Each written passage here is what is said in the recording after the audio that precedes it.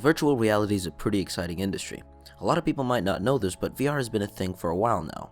Nintendo was the first company to release a quote-unquote VR headset back in the day called the Virtual Boy, and that was almost 20 years ago. It failed miserably, mainly because it sucked.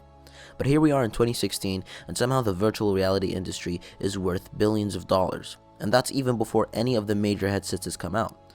So I wanted to take a look at the VR industry and see whether it will fail or succeed, or at least make an educated guess about it.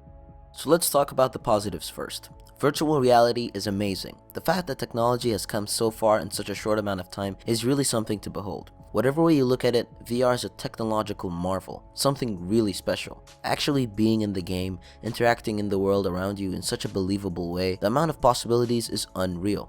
You can make so many different kinds of gaming experiences with such a technology, and that's what we're seeing from the plethora of games that have been announced. Several developers from all over the game industry, from big to small, are developing games for VR. But that's where another issue comes up: the games. Hundreds of games are being developed for VR, but are any of them must-have games? At the end of the day, VR won't survive if it doesn't have games to drive and sell the platform. After looking at a lot of announced VR games, both AAA and indie, I've seen a lot of games with interesting concepts, from dogfights in space to being an astronaut lost in space, from exploring an island filled with puzzles to climbing up the top of a mountain, from trying to escape a cave in Antarctica to shooting up aliens with an AK-47. VR definitely does have a lot of games with potential, and that's not mentioning the games that weren't built with VR in mind but have VR support. Also, there are tools online that can practically make any game playable with a VR headset, at least on the PC. People have done that with Mirror's Edge and Doom even, so the possibilities are a lot. But after seeing so many games for VR from different genres like action or adventure or puzzle games even, I can't help but feel that to a certain extent, VR is a gimmick.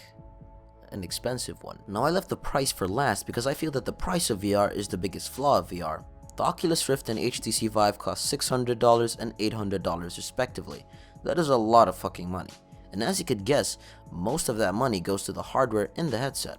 Both the Vive and the Rift have quite large screens in them, with resolutions greater than 1080p. That combined with all the motion tracking technology make the headsets worth quite a lot. But wait, you should also take into account the required specs for VR. You're going to need more than 8 gigs of RAM, a minimum of a GTX 970 for a GPU, and a minimum of an i5-4590 for a CPU to be able to play VR optimally. So with my rough estimations, you're going to need a PC worth around $700 to $1,000 to be able to have the optimal VR experience. That is a lot of fucking money. You might need to invest close to $2,000 to play VR if you don't have a PC with the recommended specs. The thing is, most people who game on PC don't have really high-end builds, so there's a good chance if you're a PC gamer watching this video and you plan on buying a VR headset, you're probably going to need an upgrade or two. The only VR headset exempt from requiring upgrades is the PlayStation VR, but we haven't gotten the price or release date of that headset yet. I'm guessing it would cost around $400 to $500, which also isn't cheap. Just to give you guys a better idea of what you're going to get for your money, if you buy the Rift for $600, you're going to get the headset, the required sensors, a remote which I believe is for navigating through the menus, an Xbox One controller, and a copy of Eve Valkyrie. If you buy the $800 Vive, however, you're going to get 2 wireless controllers, the headset, the sensors, and 3 games: Tilt Brush, Fantastic Contraption, and Job Simulator.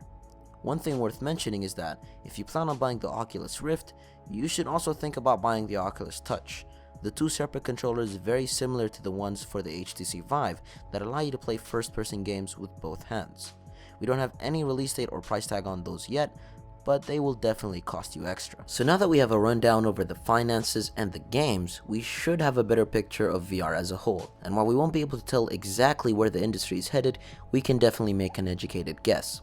In all honesty, I think that VR is a fantastic thing. If it succeeds, it will just help the games industry as a whole get bigger and help it grow. If it fails, however, it could have a huge effect.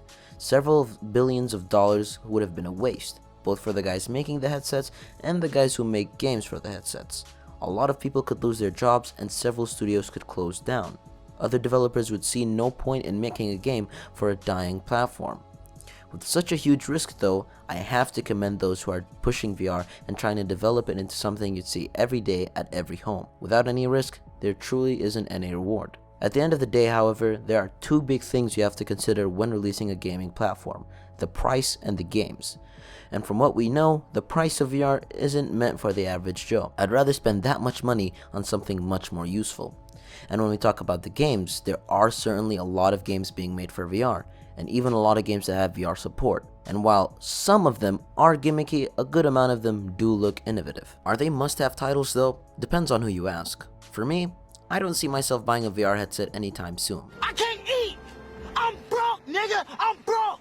While the platform is definitely exciting, I feel that the price I need to pay doesn't justify the experience that I'll get. Try and think back to similar innovations: the Kinect, the PlayStation Move, the Wii U gamepad even. All of those devices never lived up to their hype, and while they did sell well initially, eventually people forgot about them because they didn't really have any must-have games. The same could happen for VR, and with the fact that the install base won't be that big because of the asking price, it is certainly possible that VR will fail. It sucks to say this, but it may be too early for virtual reality to be a widespread consumer product. If not enough people buy into VR, developers can't justify making games for it. And if developers stop making games for it, then no one will buy it. It is definitely a huge issue that the VR industry has to solve, and only time will tell if it does. For now though, all we can do is speculate. So tell me, do you think VR will fail or succeed? Leave your answers in the comments below. I'd really like to hear your guys' opinion. Thanks for watching. I'm RejectedPlayboy, and peace out.